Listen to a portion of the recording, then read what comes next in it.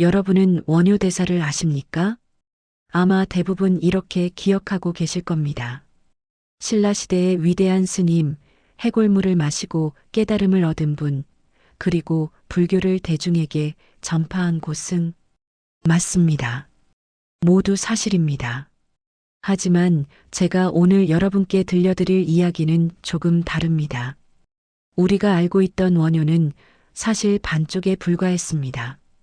교과서에도 역사책에도 나오지 않는 진짜 원효의 모습을 함께 들여다보겠습니다. 원효 대사, 그는 왜 저를 떠났을까요? 위대한 승려로 칭송받던 사람이 왜 승복을 벗고 백성들 사이로 내려갔을까요? 그리고 왜 노래하고 춤추며 거리를 돌아다녔을까요? 이 질문들에 대한 답을 찾아가다 보면 우리는 놀라운 사실을 발견하게 됩니다. 원효는 단순히 불교를 전파한 스님이 아니었습니다. 그는 형식과 권위를 거부하고 진정한 자유를 찾아 나선 혁명가였습니다. 그리고 그 자유는 높은 산속 절이 아니라 사람들이 사는 바로 그곳, 삶의 한가운데에 있었습니다. 오늘 이 이야기를 듣고 나면 여러분도 이런 질문을 하게 될 것입니다. 나는 지금 어디에 있는가? 형식 속에 갇혀 있는가? 아니면 진정한 내 삶을 살고 있는가? 자, 이제 시작하겠습니다. 신라시대로 함께 떠나보시죠. 서기 617년 신라의 암양군, 지금의 경상북도 경산 지역에서 한 아이가 태어났습니다. 이름은 서당, 훗날 원효라 불리게 될 그 사람입니다. 당시 신라는 골품제라는 엄격한 신분제도가 지배하는 사회였습니다. 태어날 때부터 신분이 정해지고 그 신분에 따라 할 수 있는 일, 입을 수 있는 옷, 심지어 살 수 있는 집의 크기까지 모두 정해져 있었습니다. 원효는 육두품 출신으로 알려져 있습니다. 귀족은 아니었지만 그렇다고 평민도 아닌 애매한 위치였죠. 아무리 능력이 뛰어나도 진골이 아니면 높은 관직에 오를 수 없었습니다. 이것이 신라의 현실이었습니다. 그래서 많은 육두품 출신 젊은이들이 선택한 길이 있었습니다. 바로 출가, 즉 스님이 되는 것이었습니다. 불교는 신분을 따지지 않았으니까요. 승려가 되면 골품제의 굴레에서 벗어날 수 있었습니다. 원효도 젊은 나이에 출가했습니다. 하지만 그는 남달랐습니다. 불경을 읽으면 단번에 이해했고 한 번 듣기만 해도 외울 수 있었습니다. 그의 명성은 빠르게 퍼져나갔고 많은 사람들이 그에게 가르침을 받으러 왔습니다. 하지만 원효는 만족하지 못했습니다. 신라의 불교는 그에게 충분하지 않았습니다. 왜일까요? 당시 신라의 불교는 귀족들의 전유물이었습니다. 화려한 사찰, 복잡한 의식, 어려운 경전. 불교는 왕족과 귀족들의 것이었고 일반 백성들은 그저 멀리서 바라볼 뿐이었습니다. 절에 가서 절을 하고 공양을 올리는 것이 고작이었습니다. 더 큰 문제는 불교가 여러 종파로 나뉘어 서로 다투고 있었다는 것입니다. 우리 가르침이 진짜다, 저들은 틀렸다 하며 논쟁만 일삼고 있었습니다. 부처님의 가르침은 하나인데 사람들은 각자 다른 이야기를 하고 있었던 겁니다. 원효는 생각했습니다. 진짜 깨달음은 이런 게 아닐 텐데, 부처님의 가르침은 이렇게 복잡하고 어려운 게 아닐 텐데. 그리고 결심했습니다. 당나라로 가서 진정한 불교를 배우겠다고. 당시 당나라는 불교의 중심지였습니다. 신라의 많은 승려들이 당나라로 유학을 갔고 그곳에서 배우고 돌아와 높은 지위를 얻었습니다. 원효는 친구 의상과 함께 당나라 유학길에 올랐습니다. 그때 그의 나이는 30살이 넘었습니다. 젊지 않은 나이였지만 그는 여전히 배움에 목말라 있었습니다. 두 사람은 서해를 건너기 위해 항구로 향했습니다. 당시에는 비행기도 배도 제대로 없었으니 배를 얻어 타거나 걸어서 가야 했습니다. 험난한 여정이었습니다. 그리고 그날 밤 운명을 바꿀 일이 일어났습니다. 어느 날 저녁 원효와 의상은 길을 잃었습니다.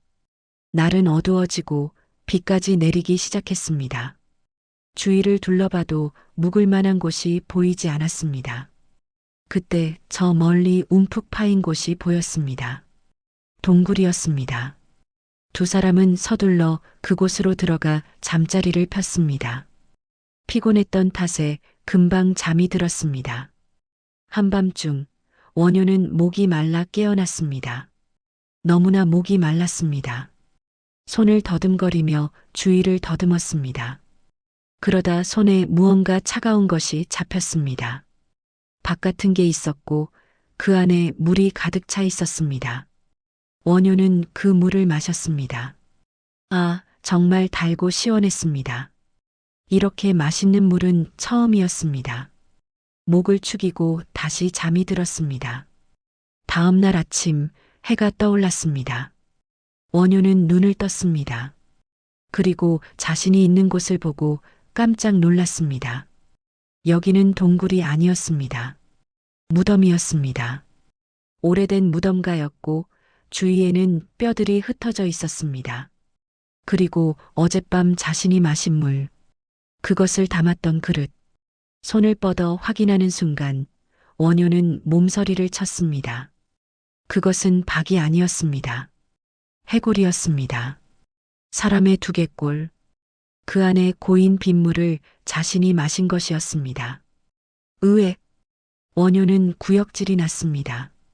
어젯밤 그렇게 달고 맛있다고 생각했던 그 물. 하지만 지금은 너무나 역겨웠습니다. 토할 것 같았습니다. 그런데 바로 그 순간이었습니다. 원효는 움직임을 멈췄습니다. 구역질도 멈췄습니다. 그리고 천천히 생각했습니다. 어젯밤에는 그렇게 맛있었는데 지금은 왜 이렇게 역겨울까? 물은 똑같은 물인데 달라진 건 오직 하나. 내 마음뿐이다. 번개 같은 깨달음이 머리를 스쳤습니다. 그렇구나. 모든 것은 마음이 만들어내는 것이구나. 어젯밤 그 물은 달고 맛있었습니다. 왜냐하면 원효의 마음이 그것을 박안의 깨끗한 물이라고 생각했기 때문입니다. 하지만 지금 그 물은 역겹습니다. 왜냐하면 원효의 마음이 그것을 해골 안의 더러운 물이라고 생각하기 때문입니다. 물은 변하지 않았습니다.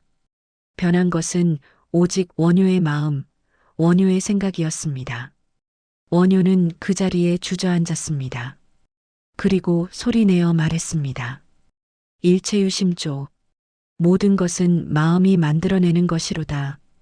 마음이 일어나면 온갖 법이 일어나고 마음이 사라지면 온갖 법도 사라진다. 삼계가 오직 마음이요. 만법이 오직 식일 뿐이로다. 이것이 바로 삼국유사에 기록된 유명한 해골물 이야기입니다. 의상은 놀라서 원효를 바라봤습니다. 무슨 일이 일어난 걸까요? 원효는 의상을 돌아보며 말했습니다. 의상, 나는 당나라에 가지 않겠네. 깨달음은 멀리 있지 않아. 마음속에 있다네. 부처도 마음속에 있고 진리도 마음속에 있네. 내가 찾던 것은 바깥에 있지 않았어. 의상은 이해할 수 없었습니다. 하지만 원효의 눈빛은 확신에 차 있었습니다. 자네는 가게. 나는 신라로 돌아가겠네. 결국 의상은 혼자 당나라로 떠났고 원효는 신라로 돌아왔습니다. 많은 사람들이 이 이야기를 알고 있습니다. 하지만 여기서 끝이 아닙니다. 진짜 이야기는 지금부터 시작입니다. 원효가 깨달은 것은 단순히 마음이 중요하다는 게 아니었습니다. 그가 깨달은 것은 훨씬 더 혁명적인 것이었습니다. 사람들은 겉모습에 속는다. 절이 크고 화려해야 부처가 있다고 생각한다. 의식이 복잡하고 경전이 어려워야 불교라고 생각한다. 산속 깊은 곳에서 수행해야 깨달음을 얻는다고 생각한다. 하지만 그건 모두 착각이다. 진짜 부처는 마음속에 있다. 진짜 깨달음은 일상 속에 있다. 원효는 결심했습니다. 이제 형식을 버리겠다고, 거칠애를 버리겠다고, 사람들이 사는 바로 그곳으로 가겠다고, 그리고 놀라운 일을 합니다. 신라로 돌아온 원효는 한동안 조용히 지냈습니다. 그는 생각했습니다. 자신이 깨달은 것을 어떻게 사람들에게 전할 것인가. 당시 불교는 너무 복잡했습니다. 어려운 경전을 읽어야 했고, 복잡한 의식을 치러야 했고, 엄격한 계율을 지켜야 했습니다. 일반 백성들은 감히 다가갈 수도 없었습니다. 원효는 생각했습니다. 이래서는 안 된다. 부처님의 가르침은 모든 사람을 위한 것인데 왜 귀족들만 누리는가? 진짜 불교는 어렵고 복잡한 게 아니다. 일상 속에 있는 것이다. 그리고 원효는 결단을 내렸습니다. 계율을 버리기로, 승려의 형식을 벗어나기로. 당시 이것은 엄청난 파격이었습니다. 승려는 계율을 지켜야 했습니다. 술을 마시지 않고, 고기를 먹지 않고, 결혼하지 않고, 정해진 의식을 따라야 했습니다. 이것이 승려의 정체성이었습니다. 하지만 원효는 생각했습니다. 계율은 수단이지 목적이 아니다. 목적은 깨달음이고 중생을 구하는 것이다. 계율을 지키느라 중생을 외면한다면 그게 무슨 의미가 있는가? 그리고 실제로 파괴했습니다. 기록에 전해지는 이야기로는 원효는 요석 공주와 관계를 맺었다고 합니다. 요석 공주는 신라의 공주였습니다. 원효와 요석 공주 사이에서 아들이 태어났는데 그가 바로 신라 시편 중 한 명인 설총입니다. 이 일로 원효는 승려로서의 자격을 잃었습니다. 계율을 어긴 것이니까요. 사람들은 수군거렸습니다. 위대한 스님이라더니 결국 욕망을 이기지 못했구나. 하지만 원효는 개의치 않았습니다. 오히려 이렇게 말했습니다. 나는 계율에 매이지 않는다. 계율도 방편일 뿐이다. 중요한 것은 중생을 구하는 것이다. 그리고 스스로 이름을 바꿨습니다. 소성거사라고, 작은 성인이라는 뜻입니다. 승려도 아니고 그렇다고 일반인도 아닌 그 사이 어딘가에 있는 사람. 그것이 원효가 선택한 정체성이었습니다. 원효는 승복을 벗었습니다. 그리고 평범한 옷을 입고 거리로 나섰습니다. 사람들은 놀랐습니다. 그 유명한 원효 대사가 왜 저런 모습으로 거리를 돌아다니는가? 하지만 원효는 의기양양했습니다. 이제야말로 진짜 불교를 전할 수 있게 됐다고 생각했습니다. 원효는 말했습니다. 부처는 절 안에만 있지 않다. 거리에도 시장에도 농사 짓는 들판에도 있다.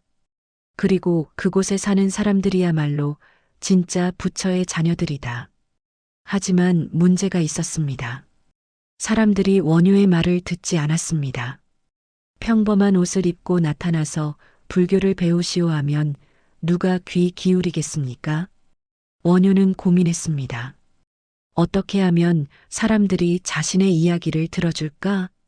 그리고 놀라운 방법을 생각해냈습니다. 어느 날 시장에 이상한 사람이 나타났습니다. 그는 큰 박을 들고 있었습니다. 그 박으로 장단을 맞추며 노래를 불렀습니다. 나무 아미타불, 나무 아미타불. 사람들이 모여들었습니다. 저게 뭐 하는 사람일까? 미친 사람인가? 그런데 신기하게도 그 노래가 귓가에 맴돌았습니다. 나무 아미타불. 어렵지 않았습니다. 따라 부를 수 있었습니다. 그 사람이 바로 원효였습니다. 원효는 거리를 돌아다니며 노래했습니다. 춤을 췄습니다. 사람들과 어울렸습니다. 술집에도 갔고 시장에도 갔고 농사 짓는 사람들 사이에도 섞였습니다. 처음에 사람들은 비웃었습니다. 저 사람 미쳤나 봐. 하지만 점점 달라졌습니다. 원효의 노래를 따라 부르는 사람들이 생겼습니다. 그리고 원효의 이야기를 듣고 싶어 하는 사람들이 생겼습니다. 원효는 어려운 말을 하지 않았습니다. 복잡한 경전을 인용하지도 않았습니다. 대신 이렇게 말했습니다.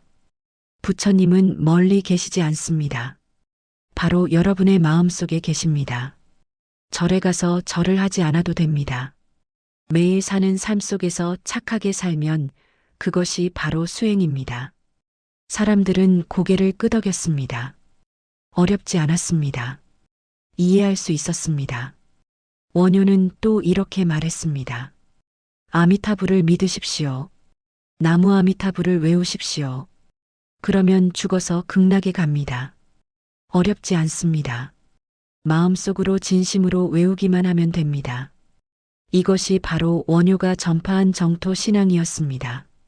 당시까지만 해도 불교는 귀족들의 종교였습니다. 복잡한 경전을 읽고 깊은 명상을 하고 엄격한 수행을 해야만 깨달음을 얻을 수 있다고 생각했습니다. 일반 백성들은 그럴 시간도 능력도 없었습니다. 하지만 원효는 달랐습니다. 그는 말했습니다. 부처님은 모든 사람을 위해 계십니다. 귀족이든 평민이든 부자든 가난한 사람이든 배운 사람이든 못 배운 사람이든 모두 부처님의 자녀입니다. 그러니 모두 구원받을 수 있습니다. 그리고 가장 쉬운 방법을 알려줬습니다. 나무 아미타불을 외우는 것. 그것만으로도 충분하다고 했습니다. 사람들은 기뻤습니다. 자신들도 부처님의 가르침을 받을 수 있다니, 자신들도 구원받을 수 있다니, 원효의 노래는 온 나라에 퍼져나갔습니다. 거리에서, 들판에서, 집집마다 나무 아미타불 소리가 들렸습니다. 이것이 바로 불교의 대중화였습니다. 원효 이전의 불교와 원효 이후의 불교는 완전히 달랐습니다. 원효 덕분에 불교는 모든 백성들의 종교가 됐습니다. 하지만 원효가 한 일은 이것만이 아니었습니다. 그는 또 다른 놀라운 일을 했습니다. 원효는 글도 많이 썼습니다. 당시 원효가 쓴 책이 무려 100여 권이 넘었다고 합니다.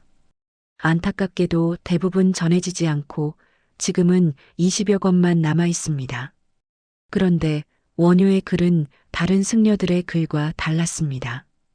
당시 불교는 여러 종파로 나뉘어 있었습니다. 유식불교, 화엄불교, 정토불교, 선불교 등등 각 종파는 서로 다투었습니다. 우리가 옳다, 저들은 틀렸다 하면서요. 하지만 원효는 이렇게 생각했습니다. 부처님의 가르침은 하나인데 왜 사람들은 싸우는가? 이것은 잘못됐다. 그리고 새로운 사상을 만들어냈습니다. 바로 화쟁 사상입니다. 화쟁, 싸움을 화해시킨다는 뜻입니다. 원효는 말했습니다. 여러 종파의 가르침은 모두 옳습니다. 왜냐하면 모두 부처님의 가르침에서 나왔기 때문입니다. 다만 강조하는 부분이 다를 뿐입니다. 한 사람은 코끼리의 다리를 만지고, 한 사람은 코끼리의 코를 만지고, 한 사람은 코끼리의 귀를 만진 것과 같습니다. 각자 다른 이야기를 하지만 모두 코끼리에 대해 이야기하고 있는 것입니다. 이것은 당시로서는 혁명적인 사상이었습니다. 싸우지 말자. 서로 다름을 인정하자. 그리고 더 큰 진리를 함께 찾아가자. 원효는 이렇게 각 종파의 가르침을 통합했습니다. 유식 불교도 옳고, 화엄 불교도 옳고, 정토 불교도 옳다. 모두 부처님 가르침의 일부다. 그래서 원효는 어느 한 종파에 속하지 않았습니다. 모든 종파를 아우르는 승려가 됐습니다. 이 화쟁 사상은 단순히 불교 내부의 문제만이 아니었습니다. 이것은 삶의 태도이기도 했습니다. 원효는 이렇게 살았습니다. 귀족과도 어울리고 백성과도 어울렸습니다. 절에도 가고 시장에도 갔습니다. 경전도 읽고 노래도 불렀습니다. 사람들은 물었습니다. 스님, 아니 거사님은 도대체 어떤 사람입니까? 승려입니까? 속인입니까? 원효는 웃으며 대답했습니다. 나는 그냥 사람입니다. 승려도 되고 속인도 되고 귀족도 되고 평민도 됩니다. 형식에 얽매이지 않습니다. 이것이 원효가 보여준 진정한 자유였습니다. 우리는 흔히 자유를 하고 싶은 것을 하는 것이라고 생각합니다. 하지만 원효가 보여준 자유는 달랐습니다. 그것은 형식으로부터의 자유였습니다. 승려여야 한다는 형식, 계율을 지켜야 한다는 형식, 절에 있어야 한다는 형식, 경전을 읽어야 한다는 형식. 원효는 이 모든 형식에서 자유로웠습니다. 대신 무엇을 했는가? 진짜 중요한 것에 집중했습니다. 사람들을 돕는 것, 부처님의 가르침을 전하는 것, 사람들이 행복해지도록 돕는 것. 원효는 말했습니다. 형식은 중요하지 않습니다. 중요한 것은 마음입니다. 착한 마음을 갖고 다른 사람을 돕고 바르게 살면 그것이 바로 부처의 길입니다. 사람들은 점점 원효를 이해하기 시작했습니다. 그리고 원효의 삶에서 진짜 불교를 배웠습니다. 원효의 아들 설총도 아버지의 영향을 받아 훌륭한 학자가 됐습니다. 설총은 신라의 문장가이자 유학자가 됐고 신라 학문 발전에 큰 기여를 했습니다. 파계승의 아들이라는 편견을 넘어서 실력으로 인정받은 것입니다. 원효는 또한 많은 제자들을 길렀습니다. 하지만 그는 제자들을 절에 가두지 않았습니다. 대신 이렇게 말했습니다. 세상 속으로 나가라. 사람들 사이에 섞여라. 그리고 부처의 마음으로 살아라. 그것이 진짜 수행이다. 원효의 제자들은 신라 전역으로 퍼져나갔습니다. 그리고 원효가 가르친 대로 백성들 사이에서 함께 살며 불교를 전했습니다. 이렇게 원효는 단순히 불교를 전파한 것이 아니라 불교의 본질을 바꿔놓았습니다. 귀족의 종교에서 백성의 종교로, 형식의 종교에서 마음의 종교로, 절안의 종교에서 삶 속의 종교로. 세월이 흘렀습니다. 원효는 나이가 들었습니다. 그동안 신라는 많이 변했습니다. 삼국 통일이 이루어졌고 불교는 더욱 융성했습니다. 원효의 명성도 하늘을 찔렀습니다. 왕실에서 원효를 불렀습니다. 높은 지위를 주겠다고 했습니다. 국사가 되어달라고 했습니다. 큰 절의 주지가 되어달라고 했습니다. 하지만 원효는 모두 거절했습니다. 저는 그런 자리에 어울리지 않습니다. 저는 그냥 백성들 사이에 있는 것이 좋습니다. 사람들은 이해하지 못했습니다. 왜 저런 높은 자리를 거절하는가? 왕이 직접 청하는데 말이다. 하지만 원효는 확고했습니다. 그는 자신이 선택한 길을 끝까지 걸어가고 싶었습니다. 기록에 따르면 원효는 말년에 경주의 혈사라는 작은 암자에 머물렀다고 합니다. 화려한 대찰이 아니라 작고 초라한 암자였습니다. 그곳에서 원효는 여전히 글을 쓰고 사람들을 가르쳤습니다. 누구든 찾아오면 맞아주었습니다. 신분을 따지지 않았습니다. 어느 날 한 농부가 찾아왔습니다. 그는 원효에게 물었습니다. 스님, 아니 거사님, 제가 글을 모르고 경전도 읽을 줄 모릅니다. 그래도 부처님께 갈 수 있습니까? 원효는 농부의 손을 잡았습니다. 물론입니다. 당신은 매일 땀 흘려 일하며 가족을 먹여 살립니다. 그것이 바로 보살의 길입니다. 나무 아미타불만 외우십시오. 진심으로 외우십시오. 그러면 됩니다. 농부는 눈물을 흘렸습니다. 그리고 절을 하고 돌아갔습니다. 원효는 그런 사람들을 만났습니다. 학자들과 토론도 했지만 그보다 더 자주 만난 것은 평범한 백성들이었습니다. 서기 686년 원효는 세상을 떠났습니다. 그의 나이 70세였습니다. 죽음을 앞두고 원효는 제자들에게 말했습니다. 내가 죽으면 화려하게 장례 지내지 마라. 간단하게 해라. 그리고 내 가르침을 기억해라. 형식이 아니라 마음이다. 절이 아니라 삶이다. 권위가 아니라 사람이다. 원효가 죽었다는 소식이 퍼지자 수많은 사람들이 모여들었습니다. 왕족도 귀족도 승려도 왔지만 가장 많이 모인 것은 평범한 백성들이었습니다. 그들은 울었습니다. 자신들에게 부처님의 가르침을 전해준 사람, 자신들도 구원받을 수 있다고 말해준 사람이 떠난 것입니다. 장례식장에서 나무 아미타불 소리가 끊이지 않았습니다. 원효가 전한 그 노래, 그 연불이 하늘로 올라갔습니다. 원효는 떠났지만 그의 가르침은 남았습니다. 그리고 그 가르침은 지금까지도 계속되고 있습니다. 여러분, 원효의 이야기를 들으시니 어떠십니까? 어쩌면 이런 생각이 드실지도 모릅니다. 옛날 이야기네. 지금 우리와는 상관없는 이야기야. 하지만 정말 그럴까요? 원효가 살던 신라시대와 지금은 1000년도 넘게 떨어져 있습니다. 하지만 원효가 던진 질문은 여전히 유효합니다. 원효는 물었습니다. 당신은 형식에 갇혀 있습니까? 아니면 자유롭습니까? 우리는 모두 나이가 들면서 많은 형식 속에 살아왔습니다. 직장에서는 직급이라는 형식이 있었습니다. 과장, 부장, 이사.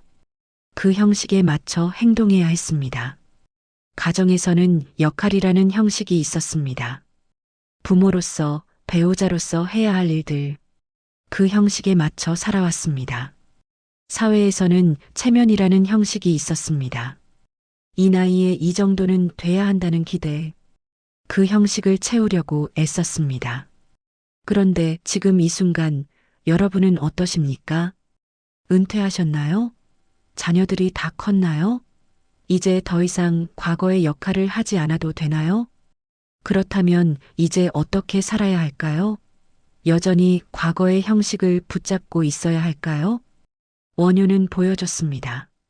형식을 벗어던지는 용기를. 그는 승려라는 정체성을 버렸습니다. 사람들이 기대하는 위대한 스님의 모습을 거부했습니다. 대신 자신이 진짜 하고 싶은 것, 진짜 의미 있다고 생각하는 것을 했습니다. 백성들 사이에 섞여 들어가 노래하고 춤추는 것. 사람들이 보기엔 우스꽝스러워 보였을지 모릅니다. 하지만 원효는 개의치 않았습니다. 그것이 자신이 선택한 길이었으니까요. 그리고 그 결과는 어땠습니까? 원효는 행복했습니다. 진짜 자신의 삶을 살았습니다. 그리고 수많은 사람들에게 희망을 줬습니다. 이제 여러분께 묻겠습니다. 여러분은 지금 자신의 삶을 살고 계십니까? 아니면 여전히 누군가의 기대, 사회의 형식 속에 갇혀 계십니까? 이 나이에 이런 것을 해도 되나? 하고 주저하고 계신가요? 사람들이 뭐라고 할까? 하고 걱정하고 계신가요? 원효는 말합니다. 괜찮습니다. 형식을 벗어던지십시오. 진짜 당신이 하고 싶은 것을 하십시오. 그것이 바로 자유입니다. 원효는 또 이렇게 말합니다. 깨달음은 멀리 있지 않습니다. 바로 지금 여기에 있습니다. 당신의 일상 속에 있습니다. 우리는 흔히 행복을 미래에서 찾으려고 합니다. 나중에 돈을 더 벌면, 나중에 건강해지면, 나중에 시간이 생기면 그때 행복할 거라고 생각합니다. 하지만 원효는 말합니다. 행복은 지금 여기에 있습니다. 마음먹기에 달렸습니다. 해골물 사건을 기억하십니까? 물은 같은 물이었습니다. 달라진 것은 마음뿐이었습니다. 우리의 삶도 마찬가지입니다. 상황은 비슷할지 모릅니다. 하지만 우리가 어떤 마음으로 바라보느냐에 따라 전혀 다른 삶이 됩니다. 나이가 들었다고 생각하면 모든 게 끝난 것처럼 느껴집니다. 하지만 새로운 시작이라고 생각하면 모든 게 가능성으로 보입니다. 몸이 예전 같지 않다고 생각하면 우울해집니다. 하지만 그동안 몸이 나를 잘 지탱해줬다고 감사하면 마음이 편안해집니다. 모든 것은 마음먹기에 달렸습니다.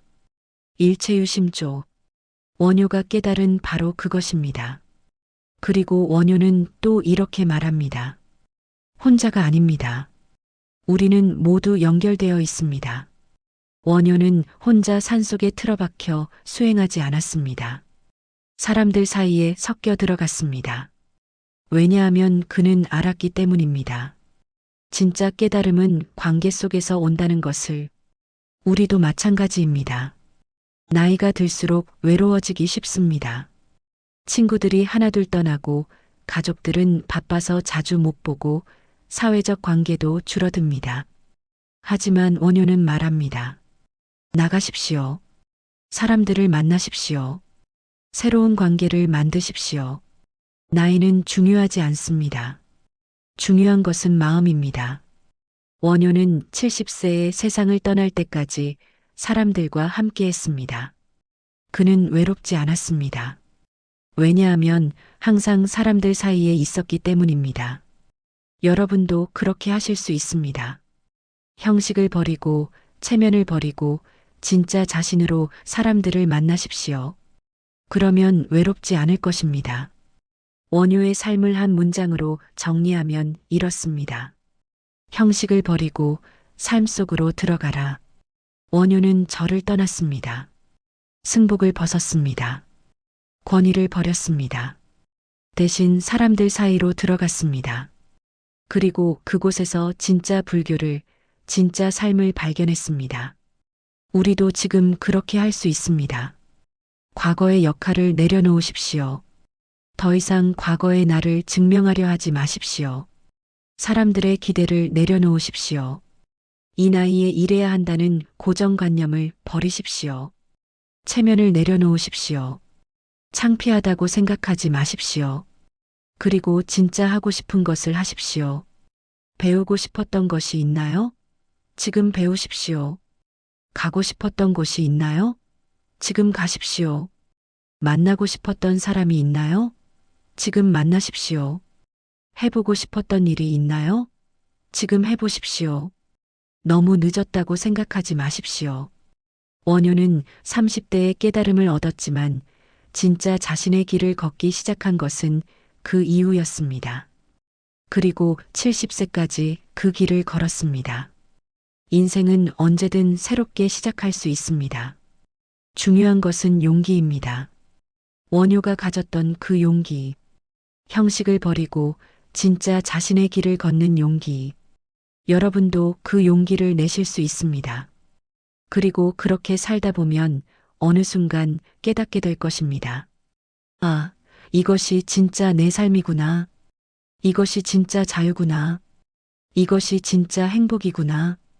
원효가 거리에서 노래하며 느꼈던 그 자유와 행복을 여러분도 느낄 수 있습니다. 마지막으로 원효의 말을 다시 한번 되새겨 봅시다. 일체유심조. 모든 것은 마음이 만들어내는 것이다. 여러분의 인생도 여러분의 마음이 만들어냅니다. 나이 들었다고 생각하면 늙은 삶이 됩니다. 하지만 새로운 시작이라고 생각하면 청춘이 됩니다. 끝났다고 생각하면 모든 게 끝난 것처럼 보입니다. 하지만 시작이라고 생각하면 모든 게 가능해 보입니다. 마음을 바꾸십시오. 그러면 세상이 바뀝니다. 그리고 기억하십시오. 원효는 70세까지 자신의 길을 걸었습니다. 끝까지 형식에 얽매이지 않았습니다. 끝까지 자유로웠습니다. 끝까지 사람들을 사랑했습니다. 여러분도 그렇게 하실 수 있습니다. 지금 이 순간부터 원효가 해골물을 마신 그 순간 세상이 바뀌었습니다. 아니, 정확히는 원효의 마음이 바뀌었고 그래서 세상이 달라 보였습니다. 여러분에게도 그런 순간이 있을 것입니다. 어느 날 문득 깨닫는 순간. 아, 내가 그동안 잘못 생각하고 있었구나. 내가 집착하던 것은 중요하지 않았구나.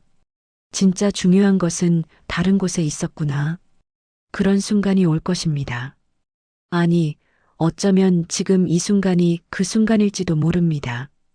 원효의 이야기를 들으면서 여러분은 무엇을 느끼셨습니까? 혹시 이런 생각이 드셨나요? 나도 너무 형식에 얽매여 살았구나. 나도 사람들 눈치만 보며 살았구나. 나도 진짜 하고 싶은 것을 못하고 살았구나. 그렇다면 지금이 바로 그 순간입니다. 변화의 순간입니다. 원효는 한 모금의 물로 깨달음을 얻었습니다. 여러분은 이 이야기를 들으며 무엇을 얻으셨습니까? 원효의 가르침은 간단합니다. 첫째, 형식을 버려라. 거칠해, 체면, 고정관념을 내려놓아라. 둘째, 마음을 바꿔라. 생각을 바꾸면 세상이 바뀐다. 셋째, 삶 속으로 들어가라. 절이나 산속이 아니라 사람들 사이에서 진짜 삶을 살아라. 넷째, 용기를 내라. 새로운 시작은 언제든 가능하다. 다섯째, 자유로워져라. 진짜 당신 자신으로 살아라. 이 5가지를 기억하십시오. 그리고 오늘부터 실천해 보십시오. 작은 것부터 시작하십시오. 오늘 하루 사람들 눈치 보지 말고 정말 하고 싶은 것을 하나 해보십시오. 오늘 하루 체면 차리지 말고 진짜 하고 싶은 말을 해보십시오. 오늘 하루 나이 들었으니까라는 말을 쓰지 말고 이제부터 시작이야 라고 말해보십시오. 작은 변화가 큰 변화를 만듭니다. 원효도 한순간의 깨달음에서 시작했습니다. 그리고 그것이 그의 인생 전체를 바꿨고 나아가 수많은 사람들의 삶을 바꿨습니다. 여러분의 작은 변화도 여러분의 인생을 바꿀 것입니다. 그리고 여러분 주변 사람들에게도 영향을 줄 것입니다. 자녀들이 볼 것입니다. 우리 부모님이 저렇게 당당하게 자신의 삶을 사시네. 손주들이 볼 것입니다. 우리 할머니, 할아버지가 저렇게 생기 있게 사시네. 친구들이 볼 것입니다. 저 사람처럼 나도 용기를 내야겠다. 여러분의 변화가 다른 사람들에게 희망이 될 것입니다. 원효가 그랬던 것처럼 1000년이 넘는 시간이 흘렀지만 원효의 메시지는 여전히 살아있습니다. 왜냐하면 그것은 시대를 초월한 진리이기 때문입니다. 형식보다 본질, 권위보다 사랑, 고정관념보다 자유. 이것은 1000년 전에도 진리였고 지금도 진리이고 앞으로도 계속 진리일 것입니다. 여러분, 원효의 이야기를 기억해 주십시오. 그리고 여러분도 원효처럼 사십시오. 형식을 벗어던지고 진짜 자신의 삶을 사십시오. 권위를 내려놓고 사람들과 어울리며 사십시오. 고정관념을 버리고 자유롭게 사십시오. 나이는 숫자에 불과합니다. 중요한 것은 마음입니다. 청춘은 나이가 아니라 마음가짐입니다. 원효는 70세까지 청춘이었습니다. 왜냐하면 끝까지 자유로웠기 때문입니다. 끝까지 도전했기 때문입니다. 끝까지 사랑했기 때문입니다. 여러분도 그렇게 하실 수 있습니다. 지금 이 순간부터 여러분의 진짜 인생이 시작됩니다. 원효가 해골물 한 모금으로 새로운 인생을 시작했듯이 여러분도 이 이야기 하나로 새로운 인생을 시작할 수 있습니다. 마음만 먹으면 됩니다. 결심만 하면 됩니다. 용기만 내면 됩니다. 여러분은 할 수 있습니다. 원효가 그랬던 것처럼 이제 마지막 질문을 드리겠습니다. 오늘 당신은 무엇을 시작하시겠습니까? 오늘 당신은 무엇을 내려놓으시겠습니까? 오늘 당신은 어떤 용기를 내시겠습니까? 생각해 보십시오. 그리고 실천해 보십시오. 원효는 1000년 전에 그의 길을 걸었습니다. 이제 여러분이 여러분의 길을 걸을 차례입니다. 형식을 버리고 삶 속으로 들어가십시오. 나무아미타불. 여러분의 새로운 시작을 응원합니다.